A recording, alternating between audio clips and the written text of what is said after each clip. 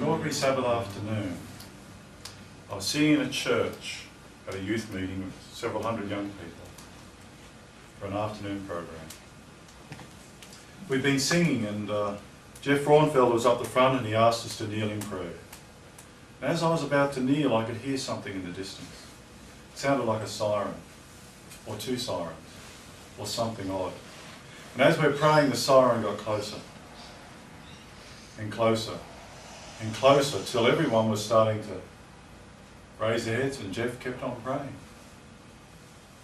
And then I could hear something else that was making me feel very nervous. I could hear machine guns going off, and bullets going off, and the noise of guns were getting closer. Yet we're in the middle of Currumbong, Adventist territory. The siren pulled up outside the hall as we're about to get off our knees, and the doors burst open, and someone came in firing a rifle. And I looked up, and through the crowd I could see soldiers, armed, machine guns, blackened faces, big boots, and I could feel the fear through the audience. It was 1984 and I'd just joined the church and I'd been baptised not long before. And here we were at a youth meeting. And when I'd gone to sit down, there was a piece of paper on the chair where everyone sat. Everyone had a piece of paper. And the piece of paper was about a movement in Australia called the Lord's Day Alliance, who were pushing for worship on Sunday. They started in America over 100 years ago, and this letter that was in front of us was one of their official letters saying that we needed laws in Australia to bring people back to the Sabbath day, the Sunday, the day of worship. This was needed. People needed that day of worship. And I've been reading this, thinking about the whole concept of national Sunday laws. And suddenly something was happening around us. The soldiers came in and the leader of the soldiers yelled at the top of his voice, "No one move, no one leave this room. You are all under arrest. You will be detained here until further notice." There was a lot of whispers and talks. Everyone was looking around and there was a lot of fear. You could feel it in the air. I was just sitting in the audience, as were other friends, and we all looked at each other and no one smiled. The faces were consternation. The soldiers began parading and walking up and down the room just looking at people. If you looked at them in the wrong sort of look, suddenly something would happen. I heard an oomph and a noise behind me and someone fell to the ground. A rifle butt had been hit in the head. These guys were violent, they were serious. And I didn't know what was going to happen next. As one of them walked by, I looked and I was about 3 people in from the centre aisle and he just stared at me. And then he turned and came back and suddenly he reached over and grabbed me by the shirt and pulled me out into the aisle. Pushed me down on the ground. I heard my shirt rip. He dragged me towards the front of the auditorium, and as I heard, I could hear other people being taken up the front. And there were several of us being dragged up to the front of the hall. As I managed to get to my feet, I found I was being held by a soldier, and so were other people who I knew were nearby. What was going to happen? What was going on? I'd been out of the church for 10 years and I'd only just come back in. And I was learning. And as we stood there looking at the audience, I could see the faces. I found out afterwards someone had fainted from fear. And suddenly the doors opened and in came a judge and a prosecutor. And the curtains behind us on the stage opened back to show a full courtroom scenario. I realised that something wasn't right. It wasn't real, it was a drama. It had hit home so close to people. I heard people talking about it for years afterwards. We were dragged up the front and lined up in front of the audience. The judge stood up in front of the people and said, "You are the jury," to the audience. "These people are criminals, they have broken the law, and we will now prosecute them in front of you, as they are members of the Seventh-day Adventist Church, a sectarian group who've rebelled against the laws of this country." And one by one, my friends were dragged in front of this court, and the prosecutor, who had a wicked tongue, would bring out evidence against them to show that they were not true, consistent Adventists. one of the larger ladies in the audience who was standing near me, was now at the front. Somehow someone had photos of her going to a butcher store, produced as evidence that she had not followed the principles of health of Adventism. Others, evidence came out in the form of photographs presented to the judge showing their inconsistencies with the truths that they upheld. Things they did on Sabbath that broke their Sabbath. Things they were doing on Sunday that broke the new national Sunday law in Australia. I watched for 45 minutes as my friends were dragged into the witness box and I was left standing on my own. Suddenly it became my turn. I was the last person. The others had been charged, found guilty, and had been sent to prison or 100 days confinement until they repented or changed their mind. Some of them right there in the court had got down on their knees and begged of the judge and said, yes, we'll keep Sunday, we'll do whatever you want, don't hurt us, please. But I was the last one. As I stood in the witness box with a police officer next to me with a gun and looked at the soldiers standing around the court and patrolling the audience with the doors locked, it came home to me that this was a microcosm of what may happen to any of us in the future. Here I was before a tough judge and prosecutor. They began to talk about my life, the mistakes I had made. And then I said, look, I am a new Seventh-day Adventist. I've only just been baptised. You can only judge me from the time when I was baptised. You can't bring up my past. That means nothing. I wasn't a follower of Christ. And they began to argue with me and cross-examine me in a way that made me a little confused. Then they pulled out their final weapon. In came the minister who had baptised me. Suit and tie, Pastor Lindsay Laws. He knew me well, and I'd known him well. And he stood in front of me and pled with me from his heart. He said, Blair, you know that a lot of us ministers have been led by the Lord, and he's been showing us special truth for this time. And you know that God has given us dreams and visions that have helped us better understand the events in the world today. And now he's showing us how important it is as ministers of his church that we need to accept this new Sunday as a day of worship as well as a Sabbath. We're not compromising, but the Sunday is important to keep. He was so convincing, he nearly made me agree with him. He'd really done his lines. He said, you know, I've been with you since we studied together and I baptised you and we became close friends and you're a genuine young guy and we don't want to lose you. And you have a sphere of influence with the young people and we know that God is leading in this Sunday thing to unite the whole world and take them to the new kingdom in heaven. It's not going to be a game, it's real. And God has shown us clearly through dreams and visions that we need to accept the new Sunday law. It's important for the future of the world. And we're now keeping Sunday here at church as well as the Sabbath. And that's okay, it's in harmony with all the truths we've been shared in the past. And he pled with me. But I couldn't accept his arguments. Something wasn't right.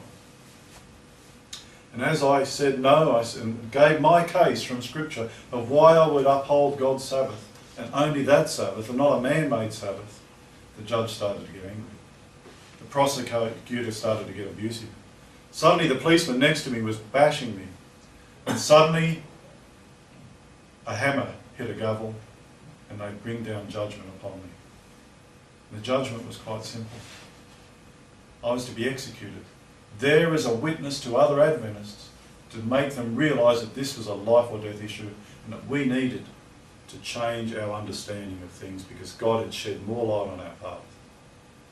And as they dragged me off the stage, as my friend, who was a police officer there, took me up against the wall in front of that firing squad, reality was coming home. There was silence in the audience. I could hear people crying. It was touching people's hearts. As they dragged my body off afterwards, I don't know what happened after that, but the reality was there. It was only a drama, which I have since realised isn't the right way to spread the gospel. But it impacted people's thinking. And it made reality be checked in people's minds about the way they lived and professed to be Christians. I never did that drama twice when I was an early Adventist, and then after that I stepped out of that type of ministry. Not feeling comfortable with that sort of thing. But I remember being at a church some years later, a long way from there, and a girl came up and said, "You're the guy who got shot." She remembered. You should have got shot. Should have got shot. Maybe I should have. The one that got away. The one that got away, yeah. You know, when I first became an Adventist, I didn't know a great deal. I'd been brought up an Adventist, but that doesn't make you an Adventist. It doesn't make you a Christian. And I had not heard the gospel as a young person or seen it in the lives of my parents at that time, although my mother was a very godly woman. I had my own problems to deal with and my own issues, and as a young person I rebelled against all of that. I do remember the odd pastor now and then who stood out as a genuine minister. There was Pastor Blair in Canberra who really stood out as a genuine man. There was a minister who now up in Brisbane who used to be in Pathfinders when I was in South Australia. Bob Possingham, his name was. Genuine guy. I got to know him as a kid. And I've seen him a lot since, and he's always been right on with where he's at. But then, a lot of things changed over that time. And for some reason, God chose my wife and I to change our doctrinal understanding from the accepted view of the Trinity, which I was baptised under in 1984, to accept the nature of God as He's portrayed in Scripture. Why does God choose us? We're nobodies. It does say in 1 Corinthians 1:27 that God has chosen the foolish things of this world to confound the wise. And I was pretty foolish when my parents sent me to Avondale College to try and straighten me out. They kicked me out twice in the first year. And then they wrote me a letter asking me never to return again, nor enter the college campus, because of my rebelliousness. I wasted that time that could have been used more profitably. It didn't take very long to Satan to lead me astray. The third day I was at college, I was in trouble. The first day I was involved with a good youth group who were into Bible study and prayer, and they were beautiful people. I stayed friends with them, but by the second day I was moving further and further away, and by the third day I was in serious trouble. As I remember some of the students that I was with at college, doing drugs and alcohol and other things which won't be mentioned, the world had influenced our institutions where compromise was occurring. Anyway, I'll take you through to 1983 when I was starting to come back into the Adventist church after a serious car accident that I walked out of alive. I should have been dead. And when you've got a plaster cast on and you can't do much, you get time to think. In that car accident, there was a gum tree in the passenger seat. And there was another right at the back of the car where we'd spun several times. I was on my own that day, and normally my friend, my flatmate, Jeff, who's now a pastor in the Adventist church, would have been in that passenger seat. That day he took his car for the first time in a long time, instead of travelling into Newcastle with me. And he's still alive today. But if he had been with me, that gum tree in him would have had a collision course experience. God preserved him and he preserved me.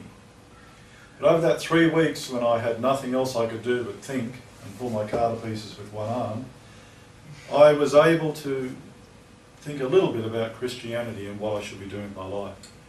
A friend of mine had left me a book to read written by a guy called Robert J. Whelan.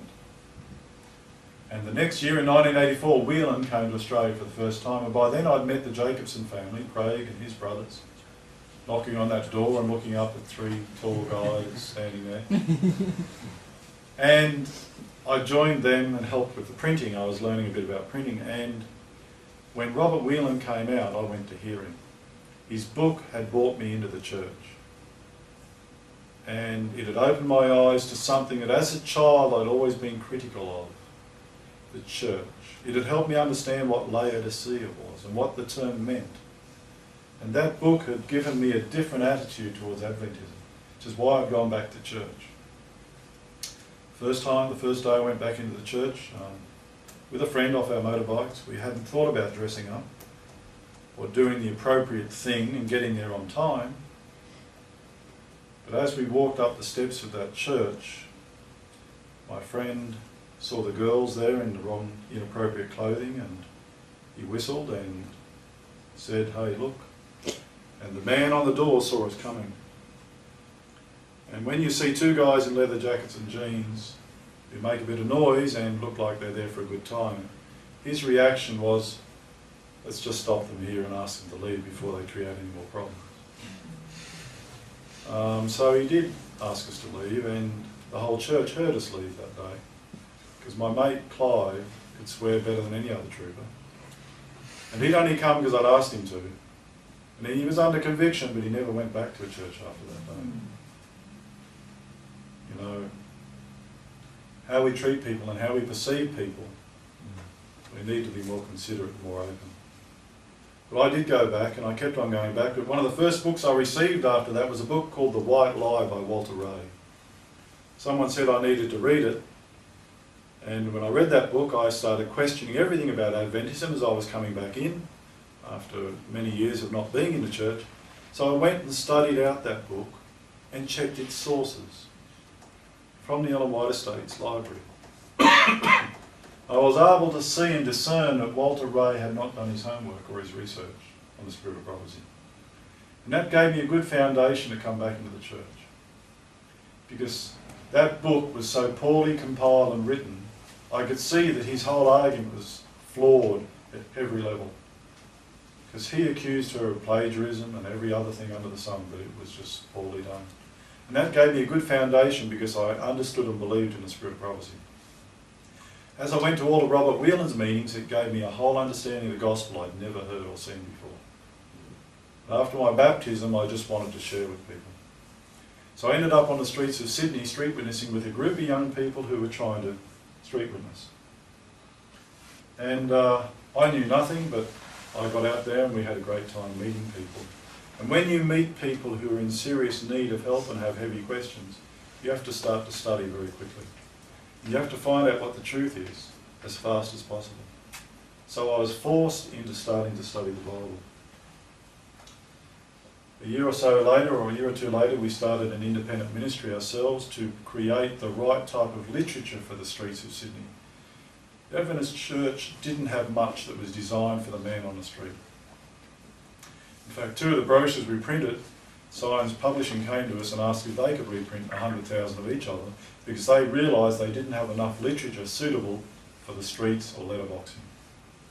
So we wrote and tried to write, even though we weren't writers at the time, and design our own literature for the man on the street and for letterboxing. And we realised there was a need for a printing ministry, which we set up at that time. I guess I struggled and fell a few times in that experience, but James Arrabito came to Australia in 85, 86, 87. And he also shared an understanding of the gospel and the world around us that lifted my eyes from myself and my own personal issues to see I needed Christ. And his impact on Australian young people was enormous. As we travelled with him taking Bible studies and meetings around New South Wales, I saw the impact his presentations had on people then. Sadly, he's passed away since then. So for several years we ran our own ministry and spoke and prayed in every church. I remember one Friday night, four of us were sitting on a rock down at Sydney Adventist Hospital in the bush behind the hospital. And we were all convicted we needed to share what was happening on the streets of Sydney with Adventists. But none of us had any public speaking experience, nor did we think we could do it. So we just said, Lord, if you want us to share what's happening, you're going to have to find people who will ask us. Only if people will ask us to share will we say anything. Next week we were at Thornlea Church, a liberal church in Sydney at the time. And a lady came up and said, are you the young people who go down in King's Cross in the city? I don't know how she knew that, but we were. And we said, yeah. She said, can you come next week and share a little bit of what you're doing out there on the streets? We'd like to know what you're doing.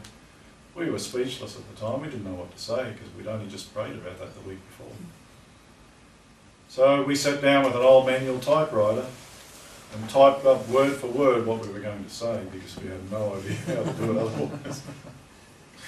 So we got up and read our scripts for 20 minutes in front of that church, and God blessed, and we went from there to bigger things. But it wasn't us, you know, it was only the Lord, because we had no idea what to say. Times would come where you'd be asked to get up and preach without any preparation, and God would give you the words to say. Or you'd be down there on the streets of King's Cross at 2 o'clock in the morning, and someone would ask you a question that would send you in an hour-long discourse that would open the eyes of that person. You'd be praying with someone, or sitting in Hungry Jack's buying someone a burger and fries who hadn't eaten for a while. And they wanted money, but you knew if you gave them money it'd be used for the wrong thing. You'd go and buy them a meal at the closest place. Eventually we started our own soup kitchen, with a wide range of literature as well to feed people, because there were those who were seriously in need. I can tell you a lot of stories about the streets, but the main point was that God was leading us. Back in 1984, I think it was, David Bauer and John Nicolici came to Australia to speak as independent speakers. I think Bauer had worked at the General Conference, from memory, in some financial department. I can't remember if it was in... It had connections. It had connections. But I don't know if he was in the General Conference. After hearing him speak, and I don't remember all that he spoke on, I asked if I could photocopy everything he had in his briefcase. He handed me the briefcase and said, "Go for it, bring it back tomorrow." So I stood at the college library and photocopied things. There was one thing that caught my attention. A letter from 1945, Froome to H. Camden Lacey. Herbert Camden Lacey. Who was he? Who was Froome? I didn't know. Never heard of these guys. I read the letter and the reply from Lacey. I still couldn't understand it, but it spoke about the writing of Desire of Ages and the Trinity. What was this all about? I had a filing cabinet in the too hard basket. Didn't know what it was, so I filed it. But it kept coming back. Every so often I'd be cleaning out the filing cabinet, adding new material, and that letter would pop up. Why was it there? What was it about? Didn't make sense to me. And when we had our ministry in printing and publishing, my brother John came to work with us for a year to help learn about the print trade. And we're talking about it one day, and that letter came out. He read it. He didn't understand it either. What on earth were they on about? How had they influenced Ellen White in writing Desire of Ages? Was that what it was saying, or was it something else? We didn't understand it. But in conversation with him one day, he said, "You know, this Trinity thing," he said, "you know, there's something not right there. It's a big thing, but I think it's going to become a real big thing in the future." I felt the same thing. It was something we didn't